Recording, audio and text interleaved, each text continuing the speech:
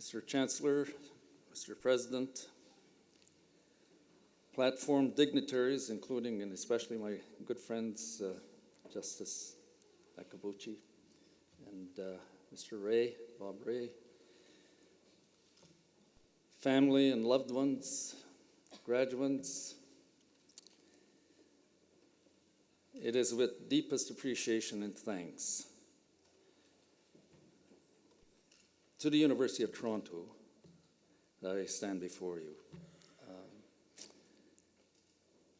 You've been exceedingly kind and generous to me, University of Toronto, for this recognition. You've made my family, my partner Kathleen Mahoney, and our respective families actually very proud. And we feel blessed that I stand here before you this afternoon. No, actually, morning. Sorry, this morning. I'm a bit confused.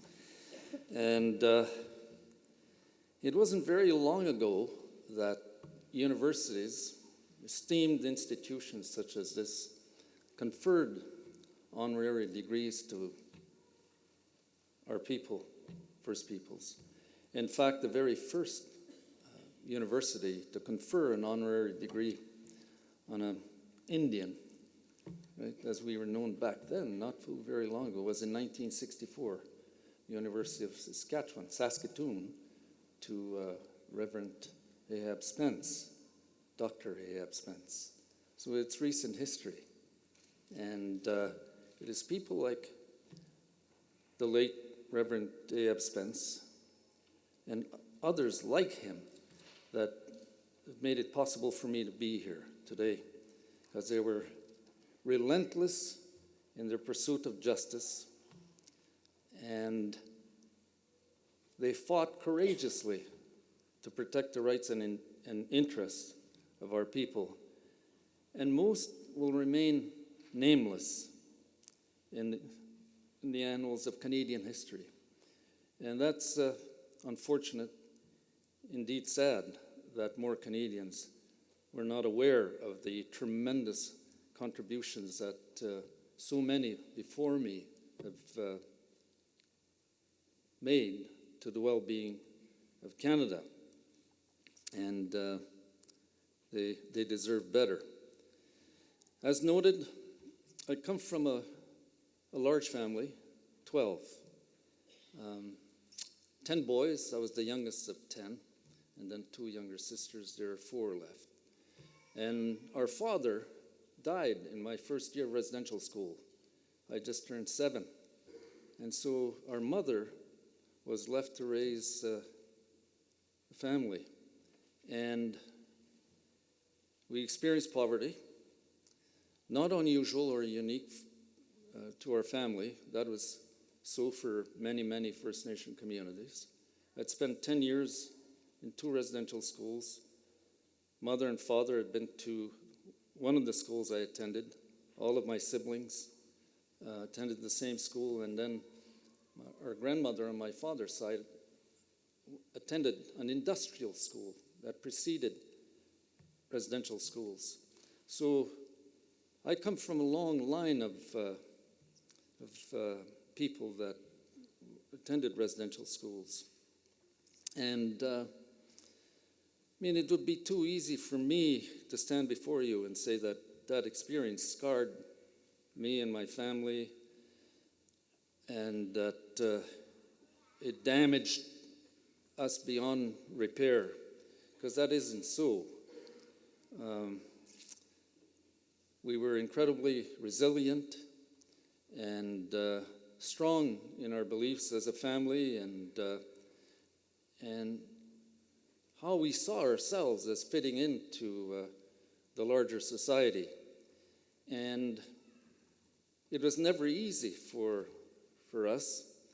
It was a struggle too much of the time. And poverty does funny things to people. And it certainly did that to my mom and our family. And she was a fighter. She was as tough as anyone that I know, and thank God that she was. She was a small woman, short, about 5'2", and as I said, tough as nails, and she fought for everything that we stood for as a family. I'll share you one story, true story, that depicts our mother Agnes. By the way, she was the first Indian woman to be elected to a band council in Canada in 1952, and she was awarded the Queen's Coronation Medal for that, because that was the first time in 1952 where Indian women were allowed to run for public office in our communities. And this was years after the famous Persons case, as you know.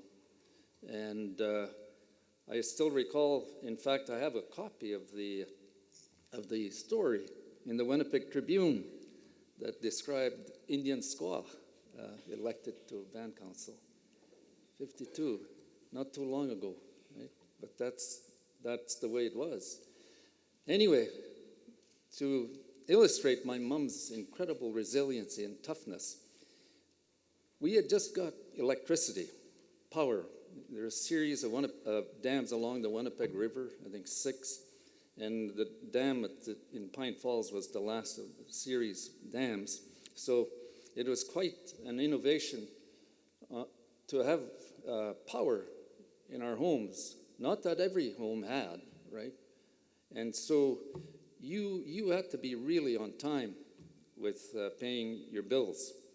If you didn't, the hydro man, as we called the guy out of the station uptown, the hydro man would come on the reserve and climb these poles with this fancy climbing boots, you know, and do something up in the hydro pole, and you'd be without electricity. And being poor, you see, sometimes our mother would be late in making payment to the water man, because we had to buy water from town, the hydro man, and sure enough, one day, the hydro man shows up at the house, and he says, knocked on the door and said to my mother, Mrs. Fontaine, I'm going to have to cut you off. You haven't paid your hydro bill. And my mother said, well, I don't think you should. Look at us here. And he said, well, I can't. You haven't paid your bill. You're behind. I'm going to have to cut off your electricity. So off he marched to the pole and then started climbing the pole. He was up top there, and he looked down and he saw my mother with a broom at the bottom of the hydro pole. And he looked down and wondered. He reconnected the power. Climbed down and he said, see you, Mrs. Fontaine. That's my mother. Yeah, our mother. Anyway, if you would allow me, because what you did to me and my family here is, in my view, an expression of reconciliation. It is so meaningful, and as I said, extreme kindness and generosity on the part of the University of Toronto to bestow this recognition. And so I would like to take a few minutes of your time to talk about something that my partner Kathleen and I have been pursuing for the last number of months.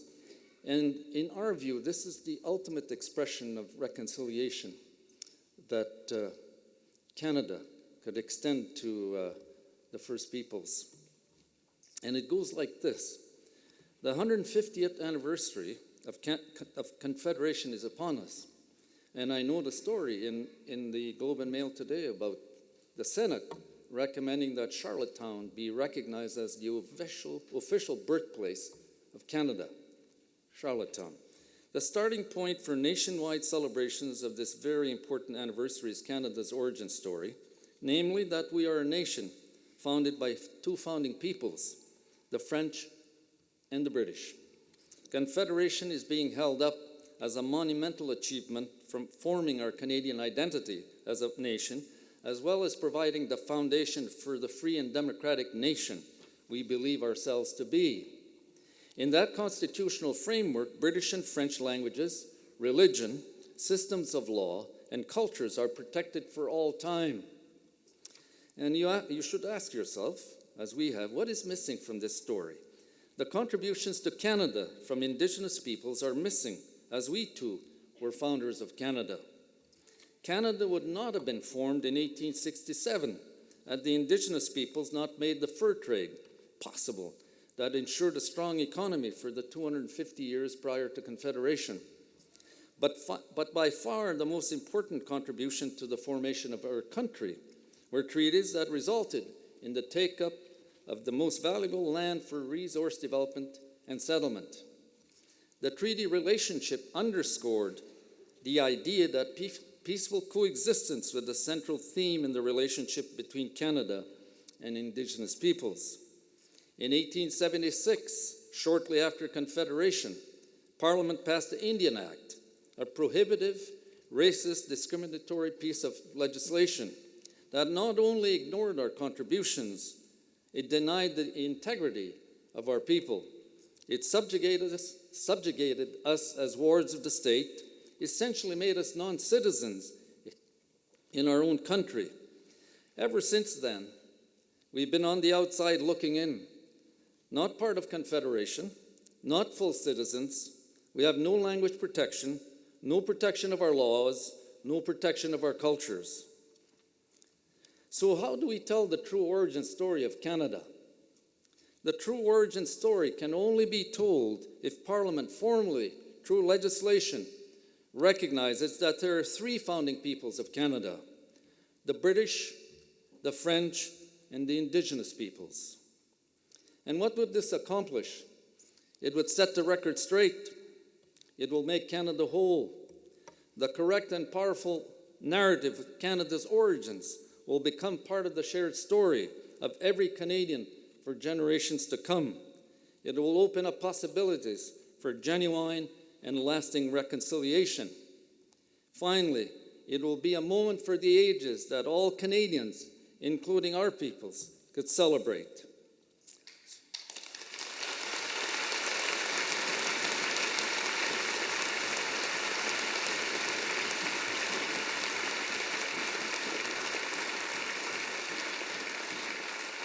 So I'm going to do a commercial here before I sit down. I've been on a little too long here.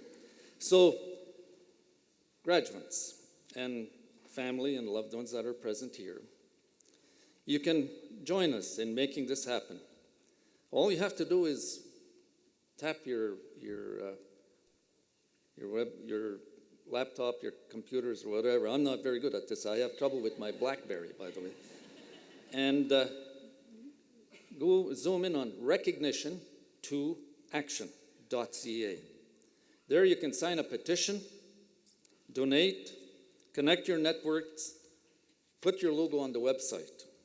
Tell your friends and neighbors, form groups, have meetings. Call on your members of Parliament, call on the Prime Minister, call on the ministers, Minister of Indian Affairs, Minister of Justice, Judy Wilson-Raybould, Minister of Heritage, Minister Jolie, and anyone and everyone you can think of that would, where this would matter, right? And it is entirely possible that we could make this happen in 2017, and it will make all of us extremely proud, I know. Thank you so much, Miigwech.